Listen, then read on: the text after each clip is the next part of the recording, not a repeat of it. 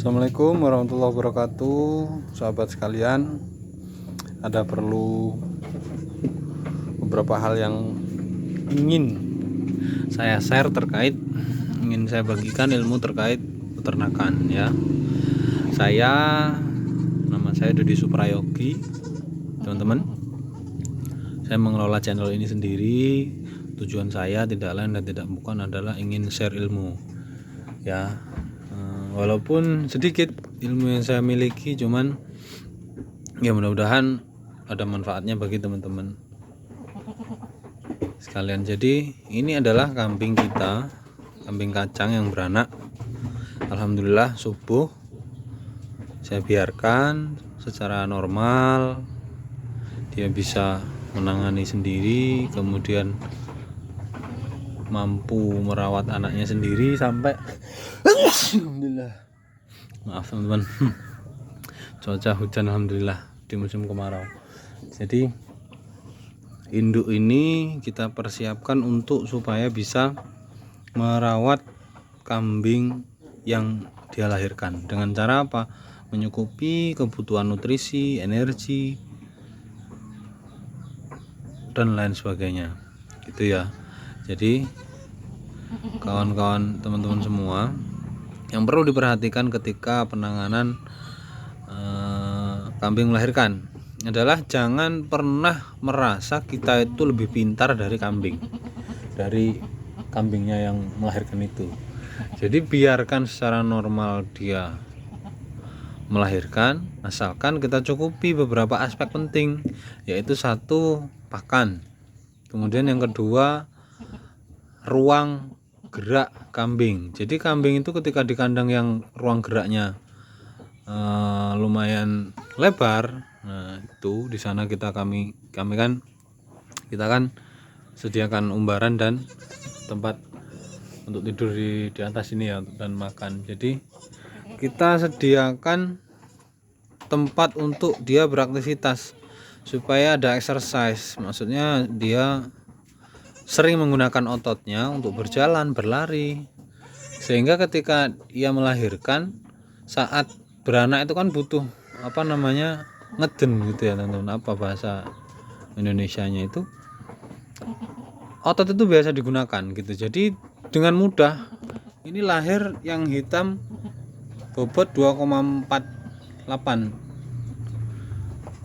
kilo, kemudian yang merah itu 2,81 kilo ya, lumayan besar.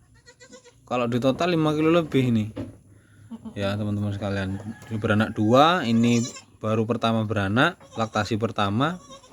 Nah kita di sini ada yang perlu kita ketahui, yaitu ketika kondisi kambing melahirkan seperti ini, itu ada yang namanya negative energy balance. Jadi maksudnya apa? Negative energy balance itu adalah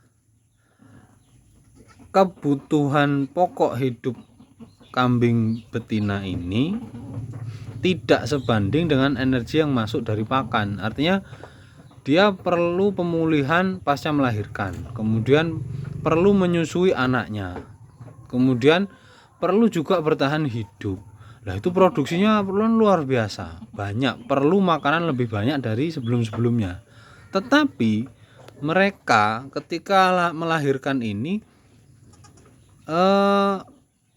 menurun apa yang dia makan tuh biasanya lahap jadi berkurang gitu. Jadi muncullah yang namanya negatif energi balance itu tadi, keseimbangan negatif ya. Keseimbangan negatif energi. Jadi energi yang diperlukan banyak dan energi itu dihasilkan dari apa yang dia makan, ternyata makannya sedikit. Nah ini perlu kita siasati. Satu, kita berikan pakan berenergi tinggi. Dia walaupun makan sedikit tapi energi cukup untuk dia bertahan hidup, kemudian untuk pemulihan pasca melahirkan, dan untuk produksi susu. Itu kita harus siasati. Berapa lama itu ya? Kalau kita berikan yang terbaik bagi kambing kita ini, pakan sumber energi, protein tinggi gitu, insya Allah nggak lama, seminggu mungkin nanti udah sudah kembali lagi normal, makan sehat, makan banyak, susu banyak. Cuman dalam waktu seminggu itu kan produksi kolostrum. Kambing itu rata-rata 5 hari produksi kolostrum. Kolostrum itu susu yang warna kuning. Nah, itu adalah produksi susu yang terbaik. Itu adalah susu yang mengandung antibodi tinggi. Jadi teman-teman sekalian, kambing kita sehat tidaknya bergantung dengan konsumsi kolostrum di awal kelahiran. Nah, ini ya. Ini 3 jam, 4 jam pasca kelahiran dia sudah lancar berdiri, sudah bisa ngemik babonnya. Kita fokuskannya bukan di anaknya ini, tapi fokuskannya di induknya. Ketika induknya kita kasih pakan berenergi tinggi, bagus, dan kemudian mencukupi, insya Allah susunya juga produksinya optimal, anaknya juga kenyang, insya Allah ikut besar gitu. Jadi harapan hidup cempe ini bergantung bagaimana kita merawat si kambing betina atau induknya gitu ya teman-teman. Mungkin itu informasinya sedikit banyak padat. Nah, sebagai teman-teman bisa kenal saya adalah Dodi Suprayogi, lahir di Lampung Tengah ya. Dulu pernah mengenyam pendidikan di bidang peternakan, saya S1 peternakan gitu ya.